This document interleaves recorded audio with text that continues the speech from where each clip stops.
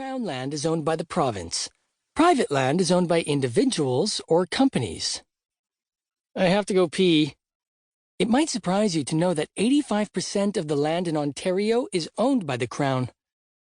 I start to get up. She digs her fingers into my shoulder, which is probably what a mouse feels like when it is carried away by an owl. I sit back down.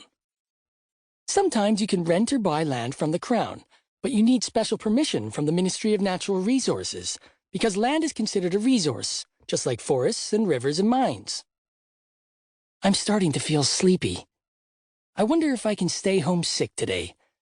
No, my friends and I have agreed to meet after school to discuss our plans for the summer, which just means epic sessions of video games, movies, and skateboarding.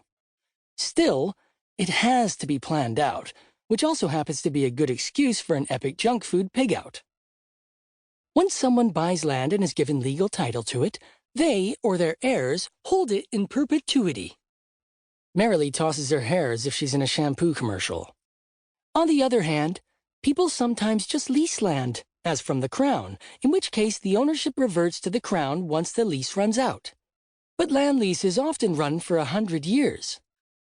I'm starting to zone out, but I hear Marilee use the word perpetuity, which I'm pretty sure is a pot that old geezers spit chewing tobacco into. I wonder if you can pee into a perpetuity. I look down at the floor. We don't have one of those. I look up at Dad. He's standing over the coffee maker with his hand on the kettle and no water coming out. He has daydreamed himself into a trance. That's something I inherited from him. I have yet to discover any original traits within myself. Marilee senses I'm not paying attention, so she picks up the pace. Her voice drifts in and out of the window with the breeze. My sister has two friends who are exactly like her, Mayra and Marcy. Dad calls them the Three Fates. If you sit close to them in the school cafeteria when they're brainstorming, your head will explode. Is owned by the Huron Nation. In fact, our whole city is legally owned by the Huron Nation. What? I raise my head. For a second, I think I hear something actually interesting. I turn and look into the blindingly smart eyes of my sister. What? The city of Briffin? Marilee is so unused to me asking a question once she's on a roll, she looks a little confused, like a lizard that has just stumbled upon a sleeping bug. Yes, legally they own it, but they can't possess it. Why not? Because the treaties are contested. And there's conflicting evidence, at least that's what the Crown lawyers will tell you. The whole thing is so deeply mired in legal technicalities, it would probably take 100 years to sort it out through the courts.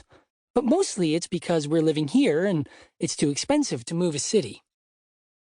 Wow, that's interesting. I really mean it. Marilee nods her head, stands up and pours herself a bowl of cereal. She looks pleased. I wait for her to begin again, but she doesn't. She starts eating her cereal. I can't believe it. I have just learned a most valuable lesson. To escape Marilee, all you have to do is show a little interest. Chapter 2. A little while later, I'm in the car with Dad on my way to school. Dad's a civil engineer for the city. He's one of the folks who decide where to dig ditches, tear up roads, lay down sewer pipes, and pour sidewalks.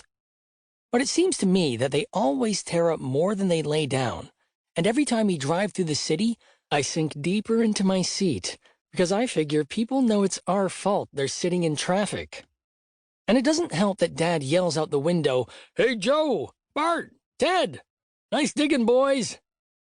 They wave, but never smile. Only Dad does, because he's the only one who sees the beauty in a ripped-up street. We drive along the river past the shiny brand-new Hindu temple, the Mormon church with the golden trumpeter on the roof, the yellow brick Catholic church, the gray brick Anglican church, the white brick Presbyterian church, the Bank of Ontario, the Briffin Public Library, the Better Life Insurance Company, the Finer Life Insurance Company, the Second Chance Car Dealership, and the red brick post office. Dad's talking, blah, blah, blah, but I'm lost in thought.